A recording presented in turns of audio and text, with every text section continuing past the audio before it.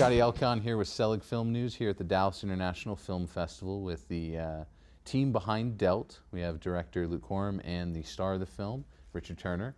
And Luke, how did you first come across Richard and where did this all come from? Because last time we chatted, you were all the way over in London doing Lord Montague, and then you told me when you came here, I've met this really cool character. I think it's going to be something special, but give me the backstory of this. Yeah, good memory. Basically what happened was my dad, he made his living as a magician for many years, and I used to, growing up, I performed with him actually until I was a teenager when I started getting into filmmaking. And so it all kind of came full circle. A friend of mine came to me and said, hey, I heard about this incredible magician, Richard Turner. That rang a bell with me, and I called my dad. My dad's like, I've been trying to tell you, you need to make a film about Richard. So he had just become friends with Richard. I now live in Austin. Richard's in San Antonio, just an hour down the road. And so my dad introduced us. I drove down, and that's where it started. Wow. Richard, you've had ties to Texas for so long. I mean, you've Billy Bob's. I was Billy Bob's card shark for years, and I was with Gaylord. You at Six Flags for 7 years, or the Fiesta Texas Gaylord property. And yeah, but I've been started performing in Texas since 1985. I've been here. Wow. Was there ever a moment, because I mean, when you look at your bio and you look at all the great people who have talked great things about you, I mean, from the professor all the way to the guys at Magic Castle, what does it mean to you to have this kid make something about you specifically and about your career? It must be nostalgic to look back and think about all that you've been able to do. I don't know if it's nostalgic, but I have to me it's like reading a novel. I read stories about this person and that person, and I'm reading a story. The only weird thing about it is I happen to be the story. And so I have to I kind of separate myself with it. It doesn't really register in my head that I'm the subject of the story. I'm very thankful, and it's amazing, and I would have never thought.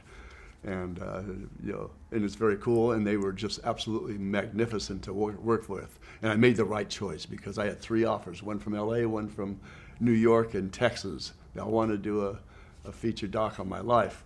I went with the Texans, and it was the right choice.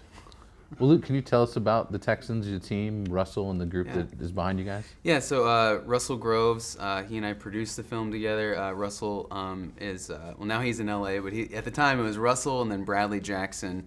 And those guys I met him in Austin several years ago, and we did another documentary called Lord Montague together. And so they're great. I mean, we have a good unit. We have director of photography, Jake Hamilton, an editor, Derek Boonstra, co-producer Andrew Lee. It's all just a group of guys that we were just like really committed to the project, and it took, it's 3.5 years to finish the film from the time we started filming. So we just knew the story was great, and so we chased it. One of the things I love about the film is the way you guys have edited it and the journey you take us on. Can you talk about the structure of the film and what you were trying to do in showcasing Richard's life, but also showcasing what could potentially happen in the years to come, and just keeping it modern, not just a look back, if you will? Yeah, well, every time we were around Richard, it was just like, he's such a colorful, exciting character to be around. And, when we started filming, doing a lot of verite, fly on the wall stuff, and we'd go back and look at it, I was like, this is the most exciting part, like he has an amazing backstory. And so I wanted to find a way that we could blend the two together. And that was one of the hardest parts, was how to edit fluidly this narrative arc that kept going but kept you interested, and you never went in the past too long or in the present, always kept you on your toes. So it was an approach of just trying to figure it out as we started filming is really what happened. And I kept him on his toes because he never knew what was going to happen next. And of course, I never knew what was going to happen next because I didn't know he was there. Well, Richard, can you talk about that? I mean, the fact that you've been performing for years, but this has got to be a different way to do it. I mean, there are cameras on you. Do you feel different when doing your tricks knowing that they're filming you? No, I don't, because I've been on many television appearances, so I've had cameras on me, but having somebody living at my house and not knowing when and where that camera is, and if I'm using the restroom, am I wired or not? And so there were times I didn't know what was going on. Then I'd find out that yeah, I caught you smashing into the wall the other day. No, you didn't. He said, yes, I did. Oh, darn it. So you never know when they're going to catch something and capture something. And he was just waiting for me to walk off a cliff or hit a bus. And I only hit 2 buses and 1 cliff, so that's pretty good. I think one of the funniest parts of it was like sometimes Richard would just ask, "Are you still filming?" while I'm filming something that I really am trying to capture. I'd be like, "Yes, I'm still filming, Richard. Stop talking to me." You know, it was fun. How much footage did you guys get? I mean, we With the cast alone, with 35 we cameras, we that's filmed. 1,000 hours. We I think total we were around with interviews around 300 hours. It was a lot of, like I said, just following Richard and his family. You know, his sister, his wife, and his son. So a lot of times where you never know what moments organically you're going to capture. So that means you just got to roll a lot. And then it was mixture with going and interviewing friends and family and magicians, and then filming Richard perform. So it took a lot of filming to get the right moments. And then he captures me when I'm weakened because my son's getting ready to go off to college, and they don't capture my wife crying in the back. They capture me. He was just waiting around, just, well, looks like nothing's going to be happening. And then he asks a question, and my son was off to college, who was my bud for years, and he caught me at an emotional moment. So I go, I'll have to listen to that again. What's it feel like to be able to capture? Because you caught, I think, the Montagues and their story, and there's some emotional moments there. As a filmmaker, that must be something special to capture that moment right then. Because you've done it now in 2 films, and watching the films, I've felt it.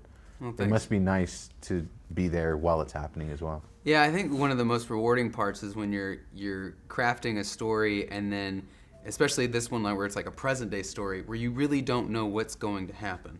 And then when something happens, for lack of a better word, it is magical, and you feel it and you go, that is a moment that's going to be wonderful for the film. And you can't anticipate, you can kind of anticipate, like hoping it will happen, but it's just, that's the fun part about filmmaking. It's just a journey and you have no idea where it's going. Mm. Richard, do you feel that, you started everything with, I think Maverick was the first initial connection that you wanted to capture. Now that you're getting older, do you feel that you're becoming more like Maverick? Well, I know that James Garner put a picture of he and I together shortly before he died, where we look like we're twins, in my outfit and his outfit from a long time ago. He was obviously the star of the TV series Maverick, James Garner. I don't know if I feel like Maverick or if I'm starting to be a little more like my mentor, Di Vernon. I'd probably put it more along those lines. Di Vernon was my mentor and somebody who was recognized as the best card man of the whole past 100 years. And he took me under his wing back in 1975, and I became the heir of a century worth of his most card table artifice techniques for the control and outcome of card games. And so I was really blessed to have him decide he's going to pass that on to me. And it was only because I was nuts, crazy, obsessive like he was, and I would sit there and practice moves 10 hours a day, 15 hours a day, 20 hours a day, 7 days a week, year after year, decade after decade. And so he saw that I was just obsessed, so then he started giving me problems. He said, no, this would be an ideal way of doing this. Or I knew this guy back in 1919 named Dad Stevens, and he could do a second deal in this way. And I've been working on it for 50 years, never got it. And then I would analyze it and come back and he'd go, that's better than Dad Stevens did it. Anyway, and then he started telling me ways of doing things that weren't the ways that he could do it or anyone else could do it, because, it was the way he wished they could be done, because they were far more natural than the ways a lot of card men or even particularly magicians would do them. And so and because I believed that he could do them, I believed it could be done. And so I would work on what he said, not knowing that he was pulling the wool over my eyes. And then when I would finally, they're still there. And then I finally find out over the years that he was just making them up. He just wanted to see what I'd come up with, and then he'd say it was done, in a way he didn't think it was possible. Put it simply. It's crazy to think the connection, Vernon. All the way back to him impressing Houdini. The impact of magic in this last 100 years, and how important your involvement is in it, and the Magic Castle and that influence.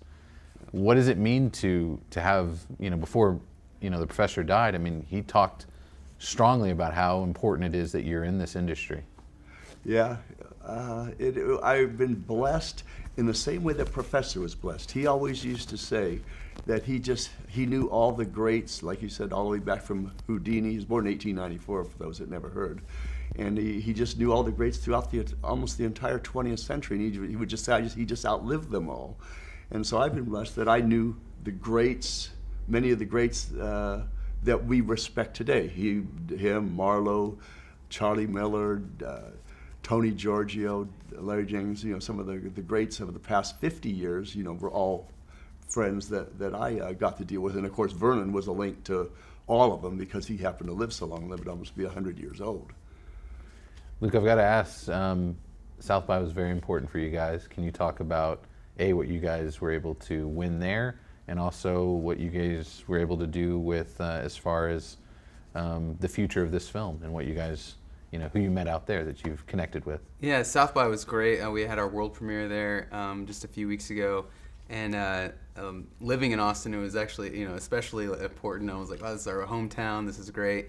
What was awesome is that we won the audience award for best documentary feature, and then recently we just signed a deal with IFC Sundance Selects, so they'll be bringing the film sometime the next year to theaters around the U.S., which we're very, very excited about, and just really blessed that everything just keeps going forward. It seems like everyone's attaching to Richard's incredible, inspirational stories. So, yeah. Well, guys, I want to give you guys a chance to give the website to the film, but also Richard, how to find more information about you and your website. Okay, well, I'm richardturner52.com. Real easy, Richard Turner 50. Just Google my name, and there I am. And then if you want to follow the film, Delt Movie, DEALT movie.com. Also on Facebook, just follow our Delt Facebook page. We have a lot of fun stuff we post on there from places we're traveling, stuff that Richard's always doing with the cards. So you never know what you're going to find, but we'll keep you updated on where to see the film next. Right.